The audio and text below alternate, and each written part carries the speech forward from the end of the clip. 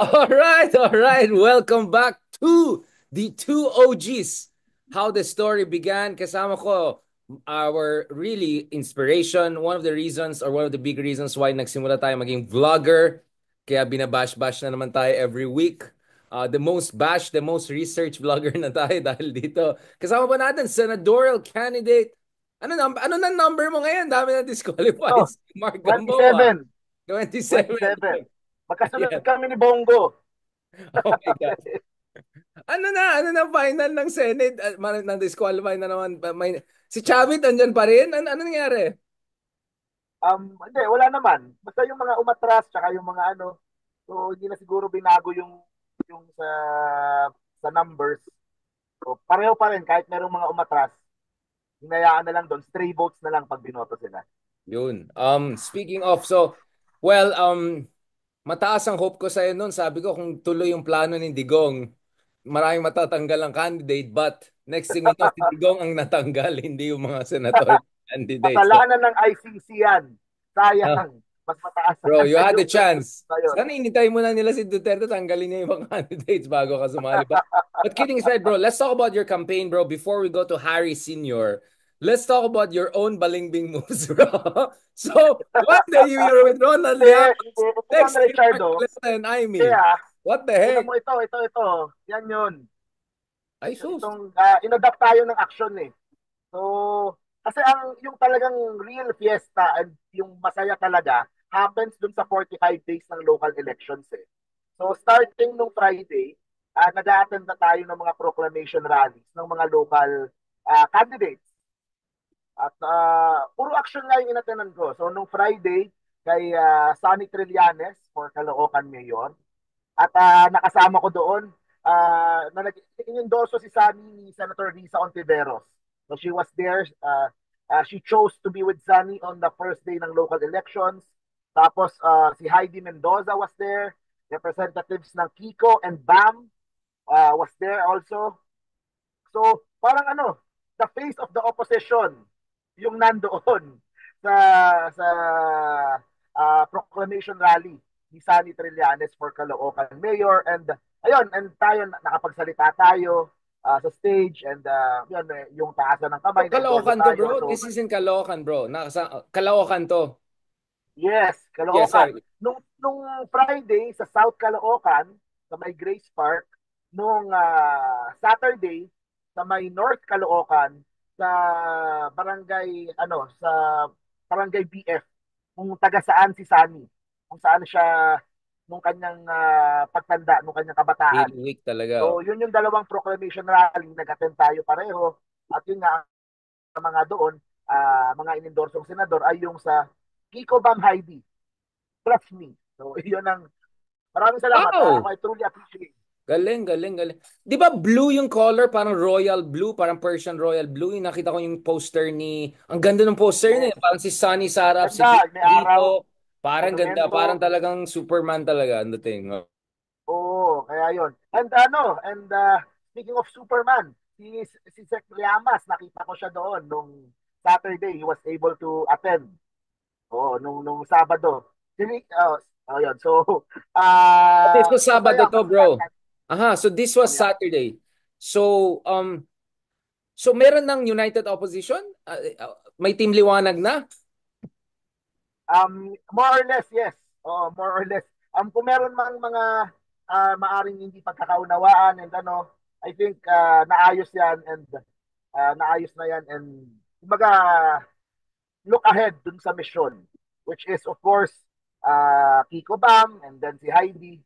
So yun naman yung ano, and si Sunny of course is full support naman of course kay sa mga direction ni Senator Risa bilang one of the leaders ng opposition. Good soldier naman si Sunny, and of course si V Senator Risa on leader. their part. Yeah, ano yan? V Yes, si leader. Senator Kasi Risa di ba naman. Rita na? Oo. Kaya nga. So si Senator Risa naman, yung endorsement niya kay Sunny ang ganda eh. Talagang lalo na Can you tell naikot. us sa anong sinabi ni Risa? Can you talk? Let's talk about Risa more. Medyo ang tagal natin hindi na pag-usapan. So, Oo. Risa was there very prominently endorsing. Anong sinabi ni Risa, bro? Yung mga qualities ni Sunny na nagustuhan niya, At nung nakasabay niya nga sa Senado, nakita niya yon. Una is yung matapang. Obvious naman yon na kahit ano babanggain basta para sa Pilipino. Pangalawa is malinis, walang mahanap na kahit na anong bahid ng korupsyon kay Sunny. And pangatlo is malasakit, may puso. Kahit macho, may malasakit sa kapwa. So yun yung sinabi ni Risa. Tapos yung mga batas na pinagtulungan nila ni Sunny, like yung expanded Senior Citizens Act, and yung mga iba-ibang batas na pinagtulungan nila. Kaya yun, ang ganda ng endorsement ni Senator Risa. At natuwa naman ako na she And was how was there. her, Na, ano, and how was her demeanor? How was her feeling? Did she look confident? Did she look, sorry, ginawa kitang reporter because I was in Euro process, medyo out of the loop. yeah, yeah. So, can you like tell me, brother, how was Risa? Did she feel confident? Did she feel elated? Siyempre, with the ICC developments, may chance ng opposition sa Senate. Can you tell us a little bit about how she was feeling, how she looked in terms of confidence, demeanor, ganun? She was on fight mode, on campaign mode, pero mostly for Kiko and Bam. So yun yung yun yung, of course, she endorsed Sunny, pero nandun din siya. Siyempre, she wants Kiko and Bam to win. At ang nangyari nga nung araw na yon, I think that was the first time na directly na parang inendorso niya si Heidi. So, ayun. So, Heidi reposted that also. So, Risa is supporting now Kiko, Bam, and Heidi. At ako naman, first time ko lang siya ma-meet noon. Kaya na-meet ko. Tapos nalaman pa niya, na kapodcast ko. Una sinabi ko ikaw, tapos si Sec Ronald, yun. Yun. Pero anyway, I think between me and Ronald, better to be attached to me than Ronald, especially in this case. I think, alam ko, medyo controversial din ako to put it mildly, but I think in this case, uh, dapat sinabi mo ako yung partner mo, parang hindi si nag-iba yung mukha Ronald. yata nung de, joke lang, joke lang. Sabi sabi ng Liama, sabay sabay yuko, sabay. Pero actually sa totoo lang na starstruck talaga ako kay Senator Risa. At may moment nga kasi nung sa stage, hindi kasi ako sanay. Hindi ako sanay sa mga ganong mga na yung mga senador, ikaw yung katabi nung kandidato sa gitna. So nasa kanan ni si Mayor Sani, si Santor Lisa, tapos ako yung nasa kaliwa, doon na yung nagtaasan ng kamay lahat. So parang medyo nahihiya-hiya din ako. Medyo, kasi baka yung Senator Lisa, sino ba to? Sino ba to? Pero at the same time, masaya ako na I was able to become part of that moment. And ramdam mo na na yun nga, this is the face of the original opposition, yung grupo na yon na sumama kay Sami nung March 28. And March Tsaka, 28, mabait tama, naman si Sir Sunny. Mabait naman si Sunny. Hindi na siya, alam mo naman. Wala namang patama sa mga kaibigan natin sa Team Liwanag.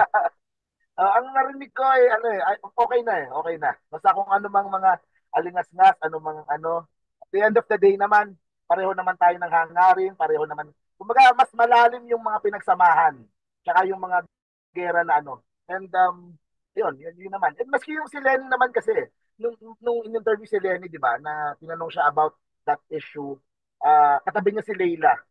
So, more or less, yung sagot niya is na accountability and all that. So, yun naman ang naging issue kasi dahil dun kay Duterte. After nung ICC arrest, medyo na-realize na hindi kailangan na nagsasama-sama tayo.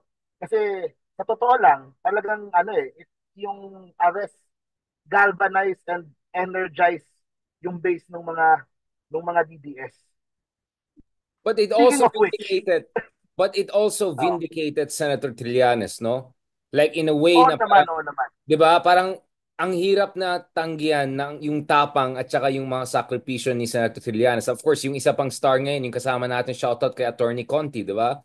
Sobrang blooming siya ngayon in the best sense of the word.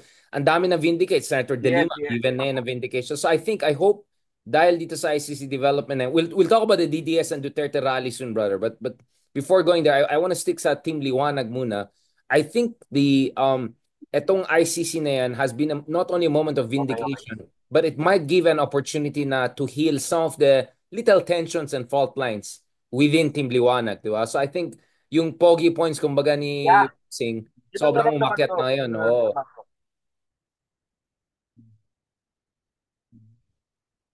Pero yun nga, meron din backlash eh. So yun din ang kailangan pagtulungan din nung you said nga, Team Liwanag, kailangan, ito yung damit ko, ang liwanag. Oh.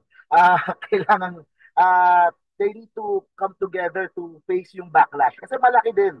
Malaki din yung backlash. And of course, malaki din part na mapupunta kay Mayor Sunny Trillanes. Kasi talagang nagagalit sa kanya yung mga nasaktan dahil na-arrest si Digong. Speaking of which, before we go to your next event, we just shows Harry is really your ano progeny. Ayan na naman tayo, no? The other way around. Bro, I love you, di ba? Sabi nga na, good friends stab you in the front. So, bago kitang Oo. laglagan. Kasi, wait, ang next na kasama mo bigla, wala, Mark Coleta, Amy Isko. Oo. Okay, so how did you go from Team Liwanag event to the other event without being accused as being double agent? Or is this just a Harry skill? Like you can seamlessly go from one Eh, to tingnan the mo, other. nakalagay sa logo ng t-shirt ko, Action Democratic. Meron akong valid excuse, Richard. De, bukod sa kaibigan ko Parati pareho, naman eh. kaibigan ko si Mayor Sani, 1 year ko nang kino-cover, binablog.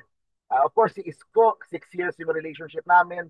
At even longer pa, 2007, 2006, na nakakasama ko na si Isko.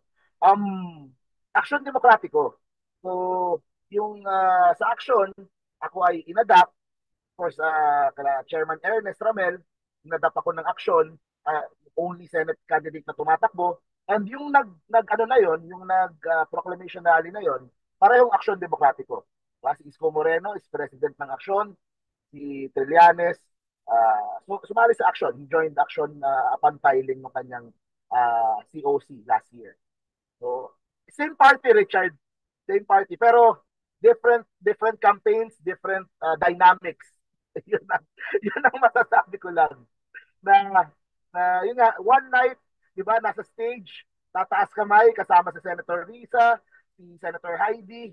The following night, magtataas ng kamay ang kasama ko, Senator Gringo, Senator Rodante Congressman Rodante Marcoleta, and nandun yung si representatives ni Bongo, nandun din si Philip Salvador, si Mr. Efectivo, and yung iba talaga pag-artista eh. Pag si Philip, yung mga tao talagang ano eh. Si Philip Talagang Salvador. Si tutuwa, gano'n. oo. Philip Salvador. Da, da, da, da, da. Oo, kinakanta nila yung kanta Philip ni Philip eh. Salvador. Nasikat mo yata, Richard eh. Oo nga eh. Actually, may sabi, Alam kasalanan mo nila eh. to.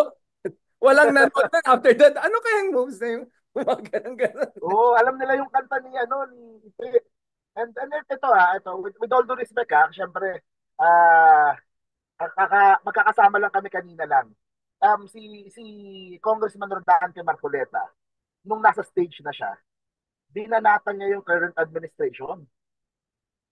Kasi yung ibang mga senatorial na tumakbo, yung ibang mga senador, um, umiiwas sila sa issue eh.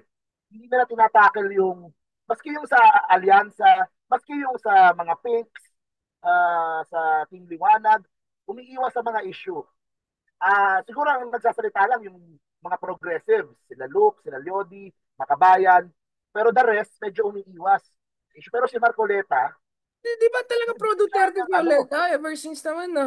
I'm hindi surprised that talaga. you're surprised. I'm surprised you're so, di ba? Pero pero usually pag campaign, you step back, hindi ka, 'di ba? Medyo ayaw mong anuhin, pero hindi si Marcoleta kanina. Talagang puro criticism sa Marcos government, tapos about yung hindi daw makatarungan, yung pagkuha sa ICC, yung pagkuha kay Digong papuntang ICC. At ang daling ibenta ng ano eh. Sa totoo lang yung napapansin ko sa mga DDS, ang daling ibenta pag sa mga tao na sinasabi nila na bakit tayo uh, pinapakialaman ng mga ibang bansa, ganun-ganun. So, ang hirap i-explain, ang Ito hirap ba yung, wait i-explain lang sa bro, ito kanila. ba yung mga tao na okay lang sa akin nila na maging province of China tayo? Hindi eh. Mga ano eh, so kanina mga ordinaryong Manilenyo, mga nasa ordinaryong mamamayan ng Sampaloc sa Manilenyo. Parang ang daling ang daling, so nakikita ko yung challenge eh. Kung paano mo i-explain sa kanila na itong mga biktima, itong mga tapos hindi makuha yung hustisya dito, tapos kailangan mag-ano sa ICC. So ang hirap i-explain siya sa or, sa ordinaryong Pilipino. Unlike nung si Marcoleta nung nagsalita siya, diretsahan lang niya. Mali yung ginawa nila kay Duterte. Nung panahon ni Duterte, inalis niya lahat ng mga siraulo sa kalsada. Ganon. Yung naging safe yung mga kalsada, no, napakasimple nung kanilang bentahe, kanilang ano, and kinakagat ng ilang mga nakakarinig. Syempre, hindi ko naman masabi kung ilan doon. Pero ano, kita mo yung ano, kita mo kung paano yung how they are able to deliver yung message nila and how it is able to be So ano, you're saying they have message by discipline, ordinary people. but obviously they also have kasi ako humabol ako ng parang yung sale sa Mango ng pambili ng coat before I went to ICC, 'di ba? 2 weeks ago. Yung mga tao doon sa ano na recognize nila ako and then parang nag-gets yata nila where am I going. And then they were saying, "Di ba nakakaawa si Tatay Tigong, ang tandaan niya na. 'Di ba So, sir, papunta ba kayo dyan?" So parang na-recognize at alam nila siguro ang gagawin ko. So sinagot ko naman, yeah, pero syempre ganun-ganun. Hindi ko na lang dinabate. Pero tama ka eh. Ang problema kasi hindi wala there's a face kasi to put on Duterte, this elderly oh, man na 8 years old, na nakita mo parang hirap na hirap. I don't know kung jet lag, whatever. Sa pagkaalam ko, hindi lang isa yung transit niya, dalawa yung transit niya. Na-confirm ko nung nasa Hague ako, yung logistical facts among others. So, and the fact na he used to be very charming, powerful. Last year lang, sinabi niya, upakan niya yung ICC. So, I think there's kind of like a arc of tragedy, drama that people can relate to. yun. Not to mention yung senior, yung pagmamahal natin sa ating seniors. So I think yung challenge kasi dyan bro is, 'di ba? Pagdating sa biktima, I think nakulang tayong lahat eh. Hindi lang media, pati tayo sa vlogging, sa influencer world, halos wala sa atin na cover ng pamilya. I met one of the siblings of one of the EJK victims when I attended one of the talks in Brussels about the ICC and all. And sabi na, natatakot kasi daw yung mga biktima eh. Nakita mo yung ibang Totoo, biktima, totoo. sabi nila, taning biktima pa, itotroll pa sila, baka patayin pa sila ng ibang pulis na involved. Sobrang natakot daw sila. And then nung sabi ko, magko-cover ako, sabi niya, sir, siguraduhin mo, may protection ka. Sabi ko, kaibigan ko naman si General Torre. Pero sabi niya, so, talagang parang ano eh, voiceless and faceless yung other side of the Totoo. equation. So ang dali mag-sympathize kay Digong, di ba? I'm just trying to analyze Yun. how it looks eh. Oo. Even those na naniniwala sa ICC, hindi sila makapag-speak openly supporting ICC. Yun ang problema. Unlike dun sa kabilang side, nagbandwagon na eh. Si Senator Gringo, nagsympathize kay Digong. Yung mga ibang sinusuportahan ko pa, si Congressman Busita, si ang daming independent, si Ariel Kirubin, ang daming mga independents na Pero nag-side, Duterte leaning na most of these nag-sympathize kay ones Digong. eh. Most of them Ha? Duterte leaning or they no, most of them are Duterte leaning or work for Digong. I mean, I won't say Gringo is like DDS, but Gringo work as Pero they were secretary. quiet before eh. Yun ang problema. Before the arrest happened, hindi sila nakikisaw-saw on any sides. Siguro may personal feeling sila, pero hindi sila nakikisaw. Dahil yung pressure na social media ng mga Sure. DDS at ng mga nakakasympathize kay Digong, maybe they were, I don't know, kung yun talaga yung nararamdaman nila, or maybe they were yung ano ng tao, yung sa social media. Kaya nagiging openly vocal sila in not supporting yung ginawa sa ICC. Pero yung may suporta sa ICC, tahimik. Yun ang problema, Richard. Tahimik yung may mga sumusuporta sa Silent ICC dahil majority, bro. Silent majority. Actually, yun kanina ang, sabi ko nga, I mean yung mga candidates, kami, kami mismo, yeah, takot yung mga mag-stance yung mga tao. takot Yeah. magsalita dahil mawawala ng boto dun sa mga mainit ang ulo ng mga sumusuporta kay Digong. Yun ang problema. Kumaga, palakas ng palakas yung messaging nila dahil nakakapagsalita openly. Yung mga kandidato nila, si Marcoleta, kahit saan pumunta, puro Digong, Digong ICC, Digong ICC. Habang yung mga kandidato na naniniwala sa ICC, tahimik. Hindi masabi na gusto ko mag-rejoin tayo ng ICC. Ayun, ako, I can openly say, gusto ko mag-rejoin tayo sa ICC. Diba? Pero, syempre, maliit lang ako, mababa lang ako sa surveys. Pero yun ang nakikita kong problema talaga. Yeah, but you're right, bro eh. Ang problema kasi natin, presidente pa lang, medyo, you know what I'm saying, medyo kulang eh, di ba? Parang medyo Oo, half-baked eh. So, kung sana si BBM ay very strong principled yung stance niya. I mean, nakita mo naman yung effort nung dalawang Remulla, yung mga Remulla brothers with General Torre dun sa hearing ni Amy. We'll talk about Amy soon. I think there was an attempt for them to put a strong principled position and attack the drug war of Digong. Pero it has to come from the president. And the press conference of the president was not very impressive. And the fact that he's not making a move towards rejoining ICC, walang effort to give the victims platform. Ang labas dito sa iba is parang ano lang, political convenience. Eh syempre, kalaban mo Digong, di hayaan mo, problem solved, let ICC take care of it. Oo, So I think yun din ang problema kasi from the very yung top, problema. wala kang decisive leadership to set the messaging and narrative. I mean, basically it's Attorney Castro, Yusek Castro, who's trying to set the narrative, but she's not even Dapat, the presidential oh, spokesman. kulang. Ay, hindi din eh. Hindi din siya maka-totally pro-ICC eh. Kasi ine-echo lang niya yung stand ng presidente. I think yung mga Rimulya, you could start with that. Yes, Binabash na din naman sila. Might as Vitore. well. Tuloy-tuloy na. Si Torre, ano kasi, kumbaga, ano pa eh, medyo, siya na nga yung humuli, siya pa yung, pero the government needs more talking heads explaining to the people kung bakit importante yung nangyari sa ICC in terms of justice para doon sa mga PJK families. Nakasama ko sila this past week, 2 weeks ago. Nakasama ko yung mga membro ng paghilom ni Father Flavi. At iba yung ano eh. Ako nga meron akong, yung mga kaibigan ko, sinama ko sila nung minute ko para first hand nila makita yung victims mismo yung ang importante doon, Richard, hindi lang na pinatay yung mga kaanak nila o yung asawa o yung kapatid nila. It was how how they were killed, how they were murdered. Parang hayop. Those were the words na narinig ko paulit-ulit. Slaughter. Na Basically, slaughter yung ginawa. Slaughterhouse slaughter. style, yeah. Oo, pupunta sa bahay nila, hihilahin, tapos yun, i-assassinate na ganun.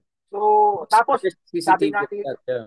oo, kaya that the government needs more talking heads talking about the victims para medyo i-shift yung narrative kasi kung hindi tuloy-tuloy lang itong for the next 3 years itong Duterte camp na Yeah. kawawa si Digong, kawawa si ano, so, yun eh hindi And pwedeng if hindi if pwedeng. and I think okay, my understanding in The Hague was that um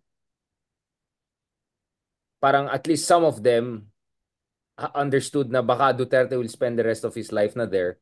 And if something happens to him before 2020 elections, baka ang mangyari is magkaroon ng sympathy vote like yung kay Cory, Oh, kay Nina. Parang they're looking at that prospect if ever. So the idea that the government will just try to wait this out and hope that the trial itself will take care of it, I think that's fanciful. So you're absolutely correct na kasi actually bro, medyo conflicted ako in terms of my analysis. In a sense, sa isang banda, honestly, hindi ako nalakihan masyado sa mga rallies pro Duterte rallies. Okay, hindi siya all over the country. Even the one in Davao Davao, lang yung malaki. it looks like what 60, 100,000. To be honest, I've seen much bigger yung pink rallies ito, way bigger. Even the ones in Europe and all. I mean, we have how many? 500,000, 1 million FWs. 2,000 is what? It's not even 0.001%. So, um, at the same time, tama ka. Ang question kasi dito, relative eh. Kahit anong sabihin mo na maliit yung mga rallies pro Duterte relatively, di ba? Eh kung majority silent lang or hindi nagsasalita, tapos medyo hapyaw yung positioning ng government, di ba? And then itong third, I wanna ask this, bro. Kasi feeling ko, kung titignan mo, parang lumalakas yung at least online, yung BBM supporters will parang vote for Bam, Kiko, and Heidi. Di ba? Parang nagiging ganun eh. Parang solid Hmm. north for team. Yung mga ganun. So, nagiging open na yung mga pro-Marcos people to say, let's form at least a temporary coalition now. At least for now in these elections. Since, lalong Strategic vote. yeah, exactly. And the idea is that wala na si Aimee. Basically, parang kalaban ng tingin sa Aimee. I think si Crush, yung si Millennial, yung kasamang Millennial candidate, si Villar, Villar. si Camille, thank you. Basically, wala na rin sa alyansa. I think the Villars have made their stance very clear that they're gonna stand with Duterte. Um, so that leaves 2 spots at least, 'di ba? Within the 12 spots of alyansa. In theory lang to, ah. So I think there is an attempt now by the pro-BBM camp to court people from the other side. And I think Senator Trillanes, I may have disagreements with him on some levels, but I think he was onto something when he basically said, wag na umasa na kumuha ng boto sa mga DDS, yung mga ibang Team Liwanag members. Doon na kayo mag-focus sa Yung, silent majority and basically yung solid north, even though ayaw niya kay Marcos. And I think that's also the problem, bro, di ba? The best people who can defend the decision of Marcos to arrest are actually from the yellow side or pink side na ayaw rin kay Marcos. liwanag side. Yeah, Ngayon exactly. na tawag natin. Team Liwanag na Paano tawag ko sa natin kanila. i-term It's not, ngayon? yeah, sorry, Team Liwanag. Marami dyan, very anti-Marcos. Very, very anti-Marcos. I mean, yung kaibigan natin, si Attorney Carranza, for instance, very anti-Marcos, but he is very authoritative on this issue. Attorney Conti, very progressive. Obviously, hindi pro-Marcos, right? So, Dean Raul Pangalangan, judge ng ICC dati, not pro-Marcos din. Isa rin, critical din. So, I think yun yung problema ng admin ngayon. Yung mga big voices, I can only think of Justice Carpio na authoritative legal voice na nuance dito. Hindi pro Marcos, pero naintindihan niya yung alignment na kailangan natin tactically for now. But even he doesn't spell it out that way, di ba? So, kumbaga, I hope I'm not being unfair to Justice Carpio, but my sense is he's very astute in terms of his understanding of tactical alignments, just like Secretary Llamas. Ikaw, bro, do you think tama yung ganun na lang gagawin dapat nila na not to be pro Marcos, but to be more open to getting votes of pro Marcos and silent majority na ayos sa Dutertes because minority pa rin ang Dutertes. It's a very organized. I'll give it to them. They're very well organized. Naabutan ko sila nung pauwi sila from yung Malawakan rally after yung mass ko from Vatican. I went straight to Den Haag via Amsterdam. And then, ang dami, nakita ko. They're very organized. At mahal na mahal nila si Digong. I don't know, you saw my video. Group hate ko pa yung mga ibang supporters ni Digong who are there every single day. So I'll give it to them in terms of organization. But they're still a minority quantitatively speaking. You look at all the data, Okta survey, you look at the survey on the ICC, they're at most somewhere between 15 to 25% of the population. So basically that means kalat yung remaining 65-75%. What do you think about that, bro? Mapa-off yung internet mo, I think. Yeah, kasi ang problema dyan, kahit na may mga data na gano'n, na yung diehard siguro, yung mga doon sa sinabi mo. Kaso ang problema, kung magkaroon ng presidential elections ngayon, very few pa rin na pwedeng tumalo kay Sara eh. Yun ang problema. Walang alternative na ipapalit eh. Walang, di ba? Tulfo, nandun yung isa, pero aside from the Tulfos, sino pa ang pwede mong itapat kay Sara? Kung mag-head to head ngayon. So, yun ang problema. Kahit minority na yung mga DDS, kung wala ka din tatapat na kayang talunin si Sara na head to head election, yun yung problem na the Dutertes will get back to power at we're back to square one. So now let's speak about so what is Aimee up to right now? Do you think she's up to something? Because some people are saying na baka Aimee might end up hindi na siya yung namamangka sa dalawang ilog, parang namamangka siya sa dalawang bangka, parang parang sa, She was there din kanina. Hindi ko napakinggan yung buong speech niya. Pero ano eh, she explained dun sa mga tao kung bakit siya umalis sa alyansa. So, yun ang kanyang ano. So, kaso yun nga, in-hope niya na yung makigain niya sa DBS side will offset yung mawawala niya dun sa machinery ng administrasyon at sa mga loyalista na nainis sa kanya. So, medyo ang hirap din kay risky yung yan, sitwasyon yeah, ni very Senadora risky. Ay. Sa huling survey, di ba, ano siya, number 16? Medyo Yeah. malayo. So, unless she could, ewan ko, paano nga ba? She could convince yung mga top DBS. Sara, yun siguro. Kung i-endorse siya siguro ni Sara, maybe makukuha niya yung boto ng mga DBS for this election. Pero anyone less than Sara, baka yun ang problema niya. Nawalan na siya pareho. Nawalan siya sa Marcos side. Tapos Yeah. wala din siya. Hindi din ganun kadami makukuha niya sa DBS side. Yun, ang problema, marami silang sumasakay dun sa issue. Ha? Yeah. Alanganin siya diyan eh. I mean, so kamusta yung Manila politics by the way? Is it still going strong? Yung lumabas sa Okta research nung beginning nung 45 days, Isko is still at 67%. Mm. Tapos, Split yung 15 dalawa. I think, split yung dalawa. So, pareho pa rin from 8 months ago eh. I mean, from yung October nung filing eh. So, sa akin talaga, syempre, bias ako. Kay Isko ako. So, iniisip ko talaga na karamihan doon ay buo na yung desisyon. Si Hindi, pero kung Mayora, bias ka, you're nagtanong also sila worried, di kahapon, ba? Pero kung bias ka, that means you're also worried na baka maging kampante siya, di ba? Because you want him to win. So you should be careful, right? Not to be complacent, di ba? Oh, pero ano kasi, si Yorme, lamang na masipag pa. Tapos, mga buong araw, umiikot. So, sa sipag, mas masipag pa siya dun sa dalawa. So, medyo, hindi naman siya nagko-complacent kasi he's going to do everything pa rin, by the book. Kasi syempre, pang ilang election niya na to sa Correct. Maynila, may Veterano. pamilya na siya to sa dyan. Syempre, all the way from 45 days hanggang sa the day of elections, how you bring out the vote. So, yun, kabisado na niya. Yun ang kulang kay Sam Versosa, which is yung experience na yun sa local. Si Mayor Hani, alam din naman yan, nagagamit din niya of course yung budget ng city, yung kanyang makinarya, get votes, pero hindi kulang parang nakatalo pa siya minsan sa Versosa. So, yun ang sitwasyon naman sa Manila. Interesting. So that's your read. Now, let's talk about the man of the moment.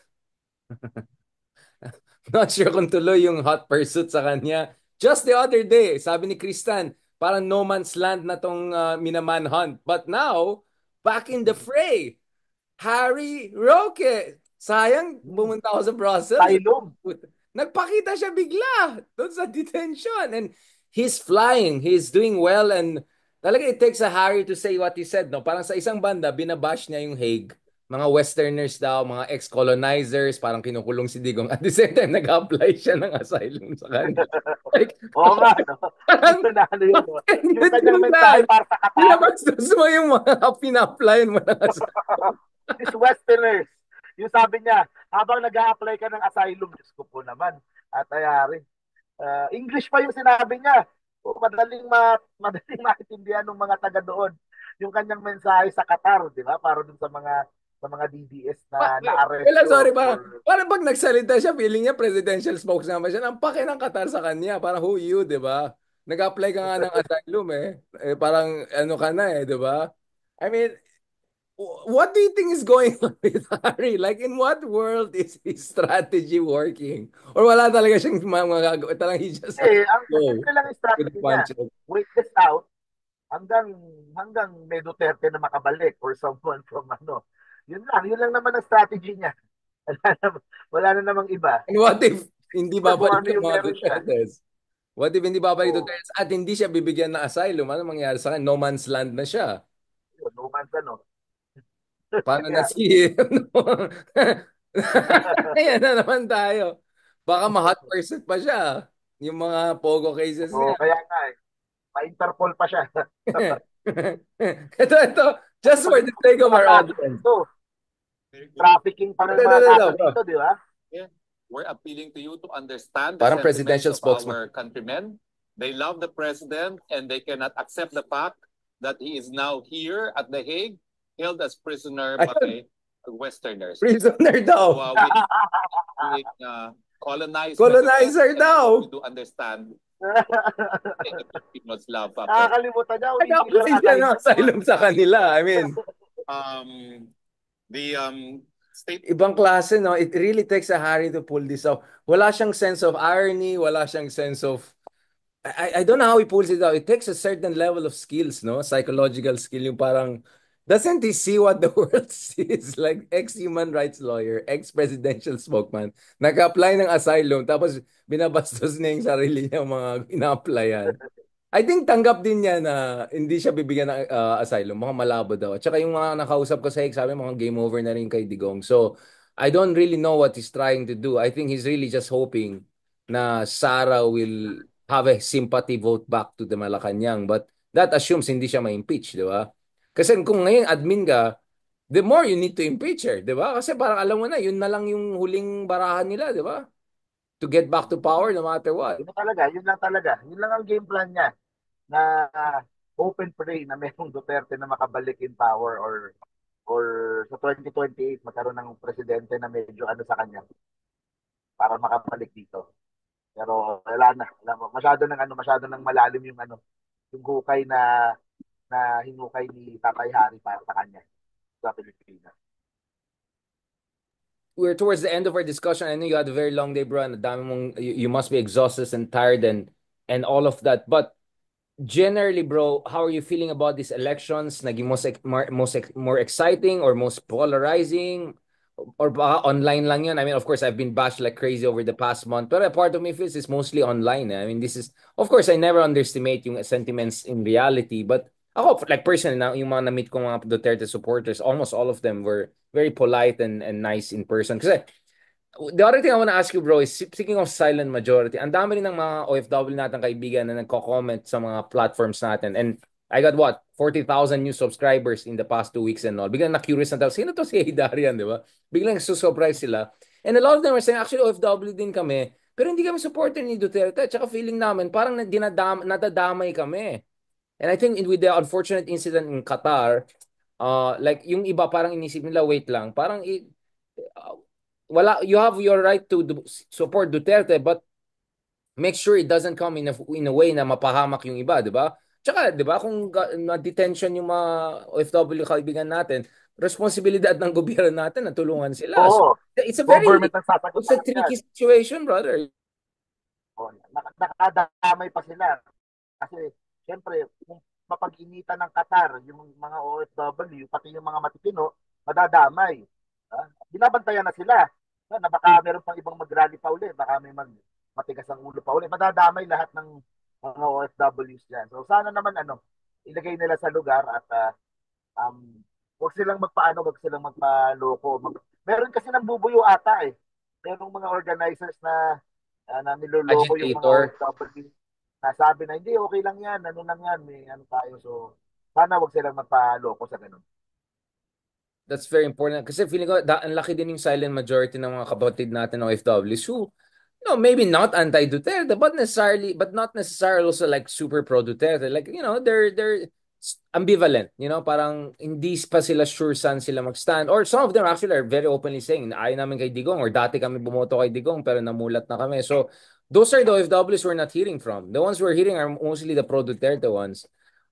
So I think again, I know why a lot of OFWs support President Duterte because they feel he was the strong leader who would bring order to the Philippines. Many people were asking, sabi na, bakit itong mga iba nakatira sa Europe, sa Australia, I don't know, Canada, napakamaayos na bansa, may rule of law, walang EJK, pero bakit pro-Duterte sila when knowing ganyan-ganyan? Ako ang pagkaintindi ko, yung parang, ang argument ng iba dyan is, dahil parang medyo underdeveloped pa tayo, kailangan natin ng strong leader. Yung mga developed country, dahil maayos na sila, may institutions na sila, okay na. So parang ganun yung rationalization. My counter argument to that Pwede. is that how many dictators we had and how it keeps on going wrong. And more than that, you need strong leaders that build strong institutions. I'm not sure that's what we did under Duterte or Marcos Sr. or whoever. So I think medyo mali yung pagkaintindi ng what kind of leaders we need, or more importantly, what kind of policies we need. Economic policies, industrial policy. It's much more complicated than that. But that's how I understand na bakit yung mga kaibigan natin, mga kababayan natin na nakatira sa mga bansa na may rule of law, na walang EJK, sobrang strict yung due process, everything like that. Si Digong nga, ang ganda ng due process niya, ang ganda ng area ng detention center niya. It's like in a quaint village, nice area. Ganun, inis na yung mga kapitbahay, nakita ko kawawa rin din sila why would they support yung drug war ni Digong ng ganyan na bara-bara? So pagkaintindi ko is parang tingin nila dahil Philippines is not developed yet, kailangan mo ng strong leader. But feeling ko yung word na strong leader is too vague. It could go wrong in so many Minsan ways. minsan bandwagon na lang din eh. Nakita nila na, di ba, uy, parang okay to ganun ganyan Nakita nila yung mga kaibigan nila, nag-share na, makikiganyan na din ako. Tapos you build a sense of community na pare-pareho tayong ganyan. Tapos inaaway tayo nitong mga dilawan, inaaway tayo nitong mga ano. Tapos pangalawa, yung sa YouTube, yung pa rin sa social media yung pa rin napapanood kung paulit-ulit mong pinapanood yung mga vloggers dun sa kabila, ganun pa rin mangyayari. Kaya pareho lang pa rin naman yung call ko. Paramihin lang din yung mga vloggers on in liwanag side, paramihin Correct. yung vloggers na para kahit pa paano mas maraming makuha, mas maraming kasi yung iba naka-wired in kung nanonood ka araw-araw ng mga DDS na Correct. vloggers, Kuwang-kuha mo napalo yun, ka bro. naka-wired na sa'yo Hindi na siya, hindi mo na, there's nothing you could say that would make them against Duterte. Ang pwede mo na lang gawin is to offer them someone else. O tignan mo to si Tulfo, parang mas okay O tignan mo to si ganitong parang mas okay Si Vico, So I parang think, gano'n. I-promote mo si Vico, Vico. yun, Si... Vico. Yeah, Pero I actually, was there matapang also decisive pala. people gusto Usually matapang na decisive leader ang gusto kasi parang tingin nila ang gulo ng Pilipinas. Totoo, totoo. Shoutout din pala nung opening day nung Friday. Kasi nung morning nag-motorcade ako kasama si Isko. Dumiretso ako ng Pasig para sa kick-off ni Vico. So naka-attend pa tayo, napanood pa natin yung speech niya. Was able to congratulate him pa. Mukhang ano naman, mukhang okay naman siya dun sa Pasig pero kailangan pa rin natin syempre tutukan at Importante. tulungan. Tapos nung hapon, nag-house to house kami ni Lino Cayetano. That's another story sa Taguig. Which is, binanatan siya ni Alan doon sa proclamation rally ni Mayor Alani. May hirit sa kanya, yung kanyang Kuya Alan. Tapos nung gabi, yun na yung proclamation rally ni Trillanes kasama si Senator Lisa. So, yung Friday ko, imagine mo, paikot-ikot akong gano'n, pero sobrang saya nung nung opening day ng local elections. Ganda, ganda bro. Congratulations. I think you're doing a lot. Obviously, I was doing a lot abroad with all the ICC developments and also I'm so happy that kasi ang pagkasama natin si Sir Ronald, ang daldal niya eh. Mahirap Kanina for the first time na outdaldal ko siya kasi binalikan yung mga bashing sa akin. So, nakita ko for the first time si Ronald na gets niya anong feeling ng ibang tao. Sabi niya, ganun palang feeling pag ikaw hindi pinaka nagsalita. Sabi ko, oo. Diba? So, I miss us just talking one-on-one kasi I think you bring a very interesting perspective. Despite all my, cheeky comments on you being Balimbing and Harry Jr. and all of that, kasalanan mo rin naman. I think you bring a very kaya nga love na love ka ng mami ko. I think you bring a kind of a sincerity na hindi naman parang yeah, Team Philippines basically. Yung parang okay, naintindihan ko iba-iba yung perspective. I may not agree, I may not be 100% here and there, but I'm willing to talk to different people. So yun yung pinaka gusto ko sa'yo, bro. Because that gives you a sense of wisdom and a big picture that most people who just choose one side and they don't want to talk to the other side cannot. So I think yung amiability mo, bro, is really your advantage. So tuloy-tuloy mo lang yan, bro. Are there updates for people who want to support? Is there a website they can go to? Is there a volunteer center? Are there areas you're gonna have events that people wanna attend, bro, dun sa Senate campaign mo? And if of course, you got a call for them Sa to YouTube na lang, move it to 27. Yeah. Manila TV, doon ko na lang ina-announce. Sa YouTube pa rin. So, So doon na ano lang. yung YouTube Lahat ng mga, channels mo for the pero purpose of our mostly audience? meron akong mga konting probinsya na dates, like Tarlac, plano ko mag-Jensan, plano ko mag La Union, yung si Yeah. Representative Paulo Ortega, dalawin natin. And a few Naga, Kamsur, ay Oh, gusto ko din nice. puntahan yan before Nice. the election is over. So maganda din Oh. yun. Pero mostly, makikita nyo ako, Metro Manila, helping those campaigns, yung apat na sinabi ko. So, kasama ako sa mga house to house, kasama ako sa mga caucus. So mostly yun, yun na yung magiging focus ko talaga. Thank you very much, brother. Just to remind people, ano yung mga YouTube channels mo for people to follow you and to Models of Manila TV. Models of Manila TV. TV. Oh, may TV na ngayon. Ibang klase talaga, bro. Parang every year nag-upgrade ka na. Vlog, tapos TV na. Ano bang, ano bang next stadium? Mga ganun. Anyways, bro, thank you so much, brother. I know you're tired. You had a long day. Mabuhay ka. More power to you. Please take care of yourself. Stay safe and wag masyadong late night eating. Alam ko, yun yung mga campaign, yung kain-kain, ganun. So take care of your Kain na health. kain. Stay young, stay strong, and stay kind, brother. Yun ang pinaka na-appreciate ko sa'yo. It's the kindness and sincerity you bring. Kaya love na love ka namin. And soon, hopefully, catch up naman tayo in person. Tuloy natin yung RRMC.